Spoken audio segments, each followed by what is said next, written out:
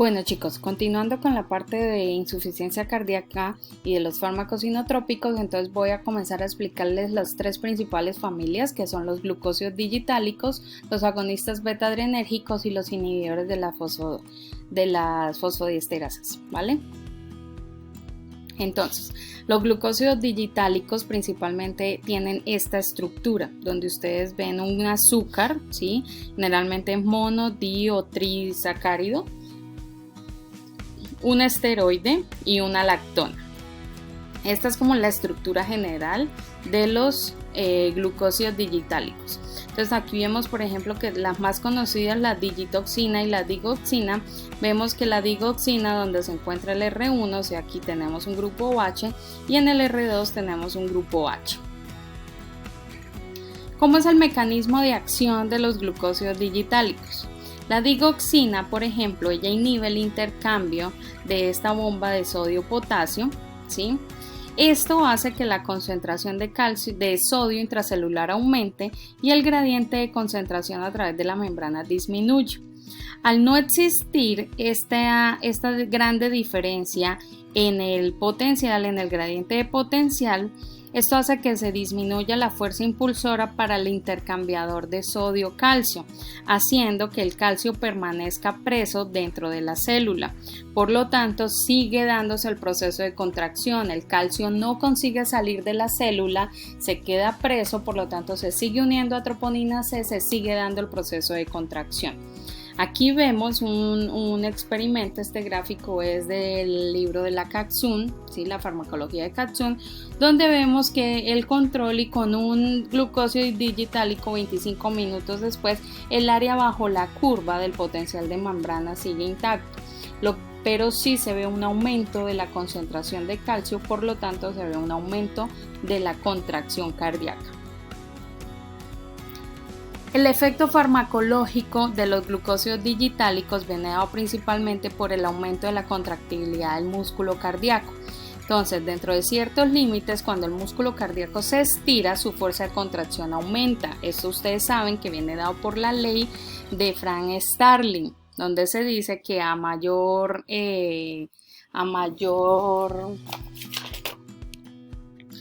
longitud de la fibra, mayor será la fuerza de contracción. ¿Sí? Y por lo tanto el gasto cardíaco aumenta. Sin embargo, si el ventrículo está demasiado estirado, el efecto de la contracción ventricular será disminuido. En el punto A nosotros vemos que es el punto de operación normal de un corazón sano. Cuando ya tenemos una insuficiencia cardíaca descompensada, se da una reducción de la contractibilidad, ¿sí? Y se desarrollan síntomas de gasto cardíaco, por ejemplo, como la fatiga. Cuando empieza a compensarse esta insuficiencia cardíaca, la presión ventricular aumenta, se ve el paso del punto B al punto C en un esfuerzo por mantener el gasto cardíaco adecuado. Esta presión ventricular aumentada causa síntomas de congestión como por ejemplo la disnea. La administración de digoxina a dosis que causan inotropía positiva, o sea que lleven a cabo contracción, ayuda a llevar la curva de función ventricular hacia el estado normal, ¿sí? Esto ayuda a que haya un mayor gasto cardíaco y así se restablece un poco el trabajo cardíaco. La digoxina, los usos clínicos. Esta frase está muy clara y muy descrita en el libro de Goodman and Gilman, donde dice que se recomienda reservar la digoxina para enfermos con insuficiencia cardíaca que se encuentran en fibrilación auricular o pacientes en ritmo sinusal que permanecen con síntomas a pesar del tratamiento máximo con inhibidores de la ECA o antagonistas del receptor adrenérgico beta. O sea, prácticamente como pacientes que no hayan respondido bien a la medicación, debemos iniciar tratamiento con digoxina cuando no hayamos visto respuesta favorable con otros medicamentos. ¿Por qué? Porque la digoxina tiene una ventana farmacológica muy corta, muy pequeña. Fácilmente podemos pasar a la toxicidad como se ve en la gráfica. Entonces, efectos tóxicos principales cardíacos, tenemos que tiene efectos vagales directos, entonces pueden tener bradicardia sinusal, arresto sinoatrial, bloqueo de salida, ritmos nodales, ¿sí? Bradiarritmias, bigeminismo, trigeminismo, que puede predisponer a taquicardias. En el tracto gastrointestinal tenemos que pueden llegar a sufrir de anorexia, náuseas, vómito. En el sistema nervioso central de migraña, fatiga, ansiedad. En el visual como halos, cambio en la percepción del color, y otros que se pueden llegar a presentar como la reacción alérgica, ginecomastia, disfunción sexual.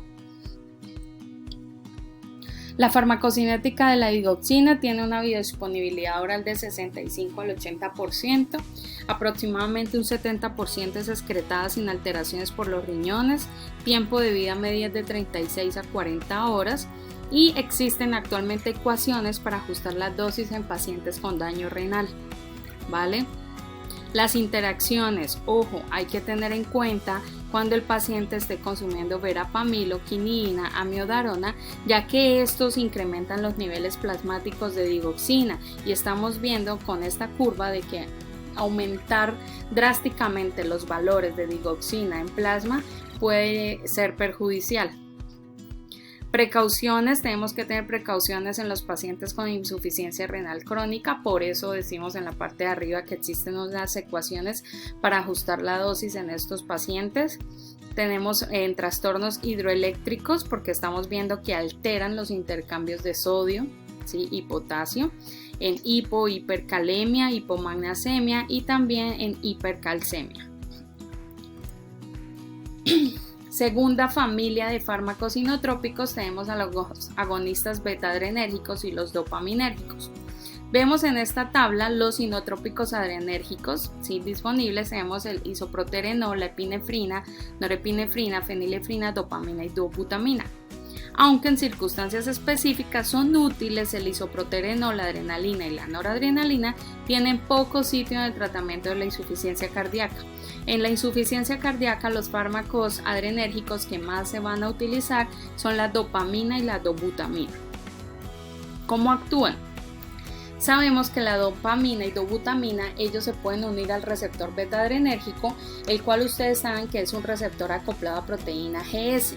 Al ser acoplado a proteína GS significa que vamos a activar la adenilato ciclasa y se va a producir AMP cíclico a partir de ATP, ¿cierto?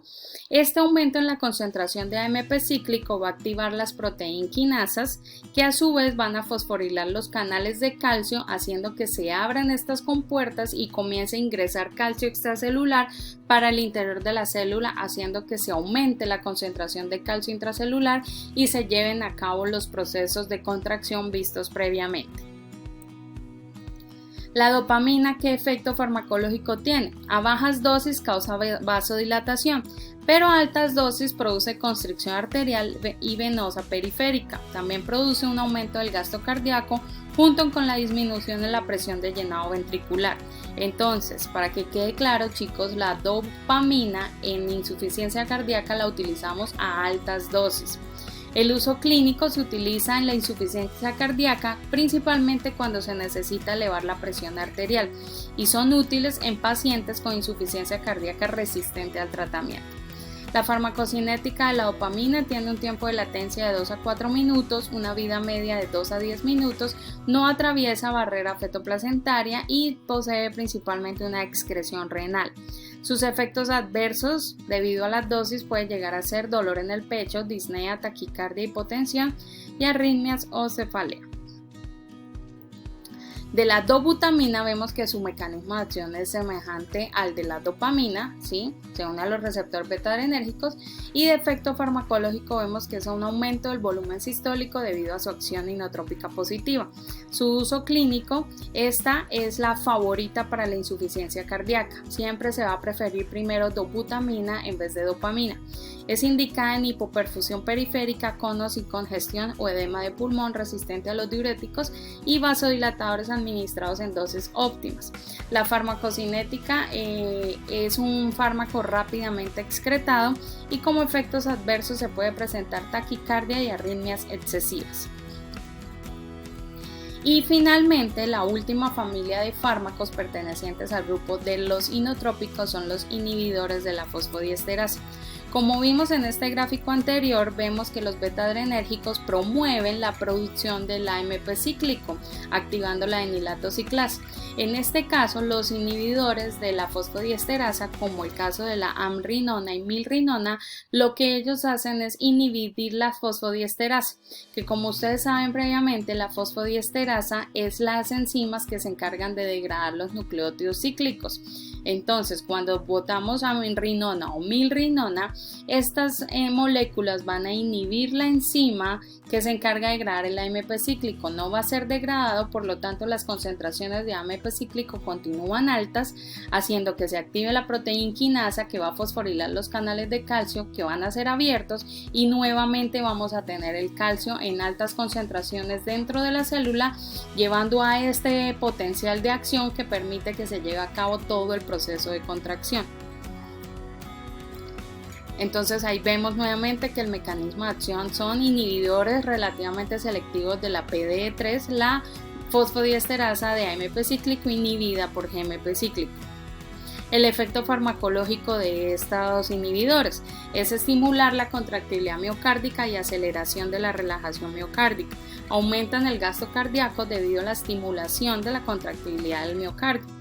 El incremento del gasto cardíaco con milrinona es mayor que el del nitroprusiato y los efectos dilatadores arteriales y venosos también son mayores que los de la dobutamina. El uso clínico se utiliza en tratamiento, ojo, a corto plazo de pacientes con insuficiencia cardíaca grave debido a disfunción sistólica.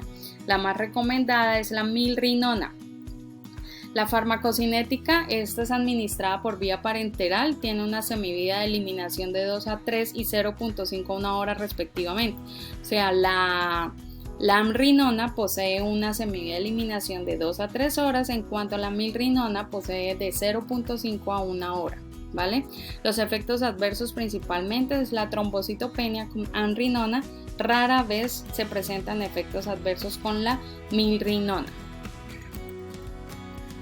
Y finalmente, existen unos fármacos inotrópicos positivos que se encuentran en fase de investigación. Dentro de estos tenemos a la istaroxima, es un inhibidor de la bomba de sodio-potasio, como los glucósidos, pero además facilita la captación de calcio por el retículo sarcoplasmático. Tenemos el levosimendano, que sensibiliza el sistema de troponina al calcio. Recuerden que el calcio se une a la troponina, entonces tenemos que hacer que esta troponina sea mucho más sensible al calcio para que sea fácilmente unido. Parece también inhibir la fosfodiesterasa y causar alguna vasodilatación, además de tener efectos inotrópicos. En algunos países ya se utiliza, en Estados Unidos no ha sido aprobado para uso clínico todavía. Y tenemos finalmente el omecamtiv mecarbil, que activa la miocina cardíaca y prolonga el sístole y el consumo de oxígeno por el corazón. En modelos animales mostró eficacia en la insuficiencia cardíaca. En la insuficiencia cardíaca aguda no tuvo buenos resultados en los ensayos clínicos, pero está siendo actualmente probada para la insuficiencia cardíaca crónica. Listo, chicos, así terminamos los fármacos inotrópicos, entonces nos vemos el día de mañana para resolución de dudas. No se les olvide dar like y suscribirse a mi canal.